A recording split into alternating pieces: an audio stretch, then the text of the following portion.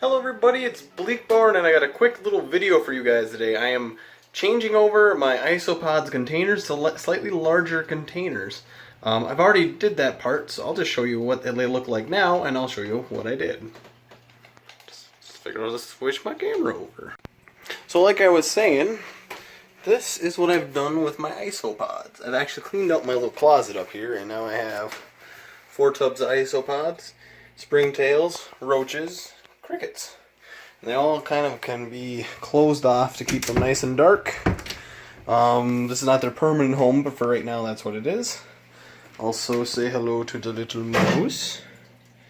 And there's 2 other ones in there, but yeah, I will give you guys more of an update later on, so hold on.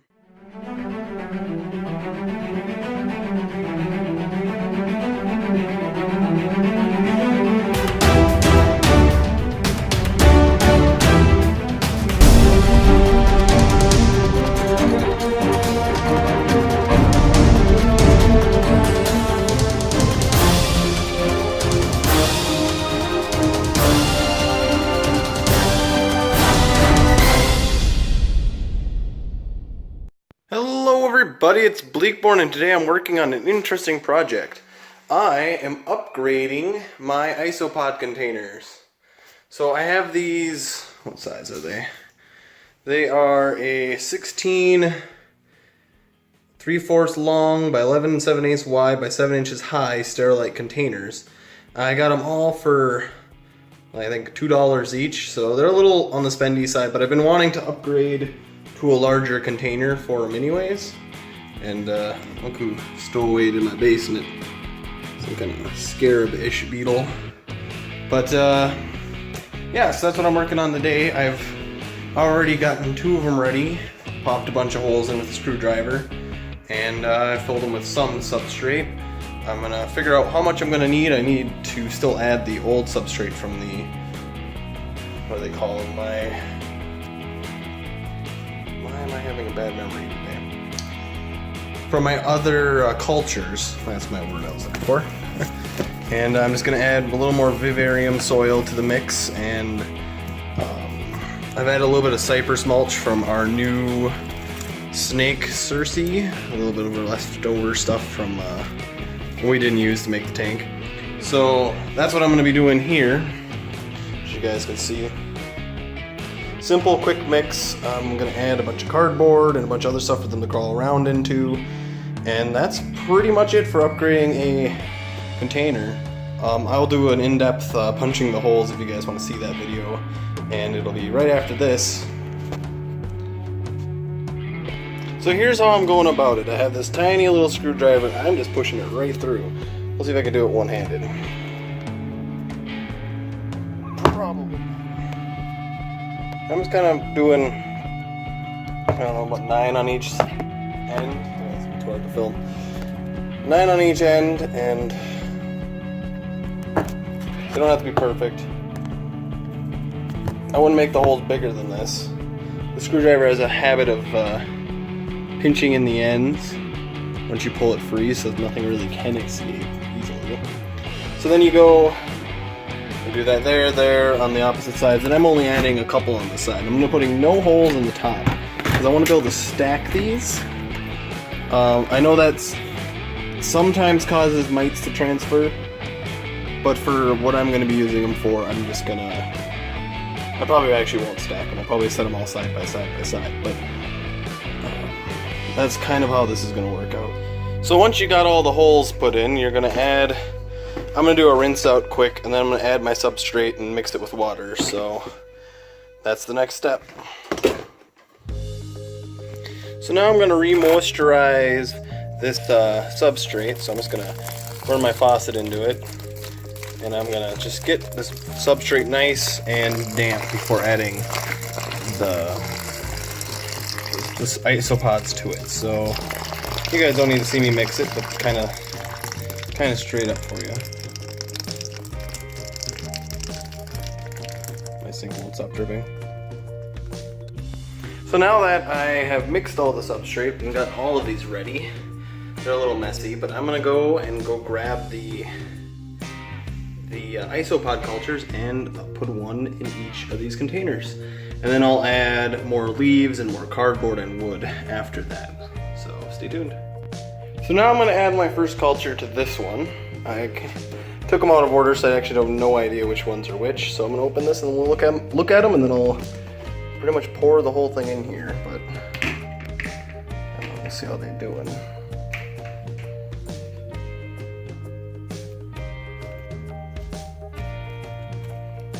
Oh, there's some.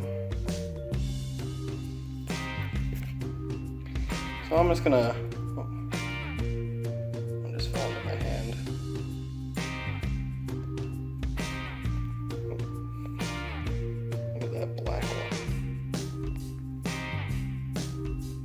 Wild coloration. Okay, so I'm just gonna set all the pieces aside. Look at those little black ones. So locally I actually have two species, it looks like. A dark black and like a gray brown. I'm just gonna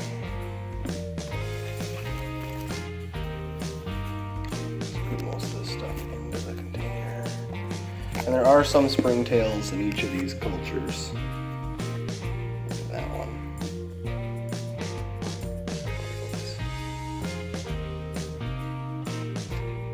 Cool color. You can see they've pretty much turned my soil substrate into a fine powder, so it is about time I've moved them out of here. There's some harder, heavier stuff below. I'm just gonna flip it over.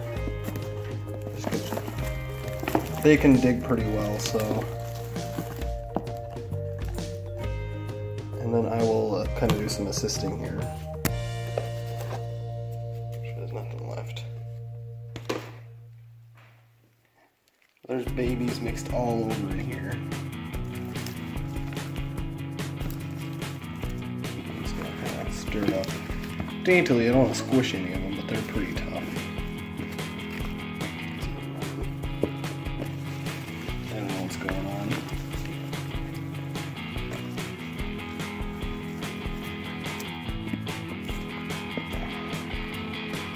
I'm gonna pile some of this branchy bark and stuff on top. And there you guys have kind of the quick part of it. Now I'm gonna add a good dose more leaves into each of these.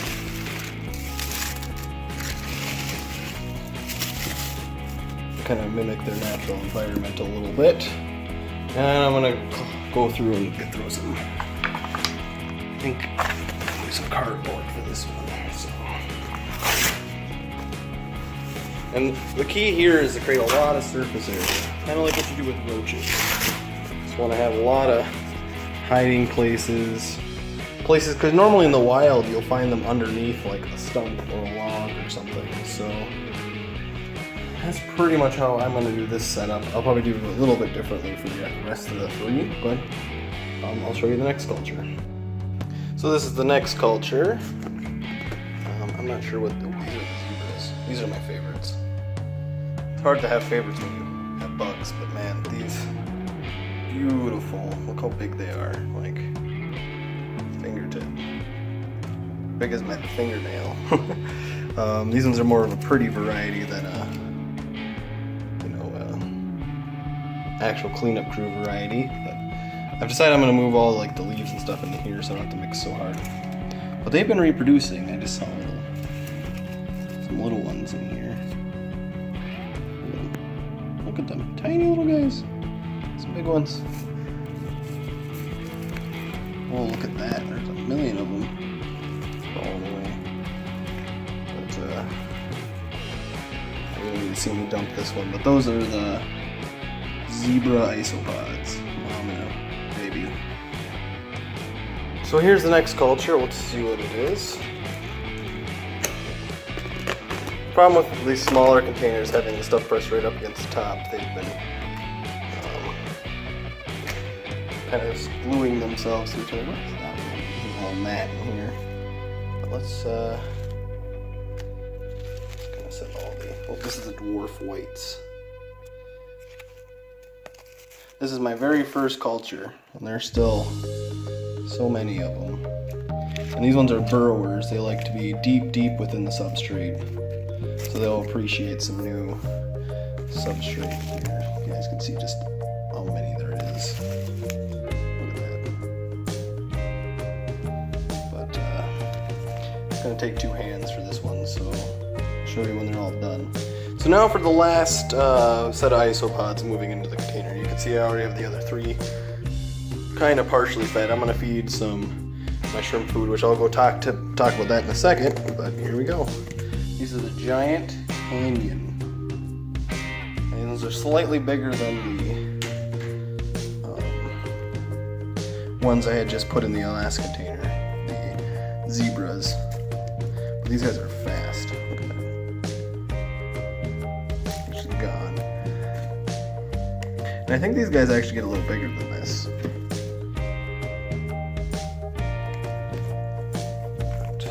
I don't know how well they're doing in such a small container since I haven't seen... Well, I guess there's a bunch of babies. Looks like they're reproducing just fine.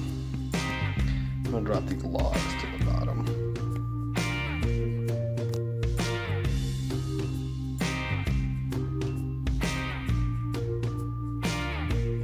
Huge. These ones kind of get stunned for a couple of seconds. Ooh, there's a big one.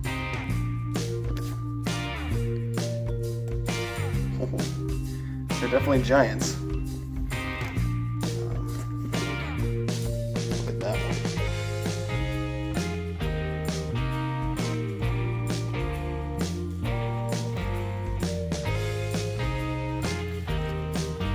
These ones seem to be pretty slow at reproducing, but they have been, so that's good.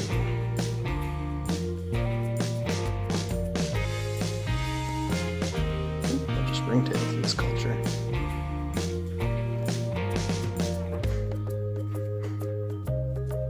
I'm just going to dump this one over.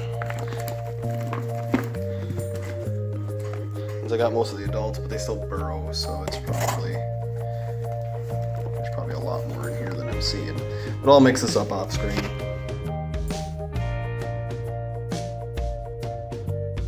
Well, hope that was kind of entertaining, showing you what I did to swap and make the isopod containers a little bigger for me to be able to, you know, actually have more growth room. And there's a lot of isopods in there, a lot of babies. They're reproducing just a little slower than I want to, but maybe this more space will help. Also, that right there is Cersei's tank. She's hiding in that log right now, but... So I'll have a video later this week with me holding her, and I'll talk about her. She's a really nice snake. So thank you guys for watching. Like, subscribe, and I'll see you next time.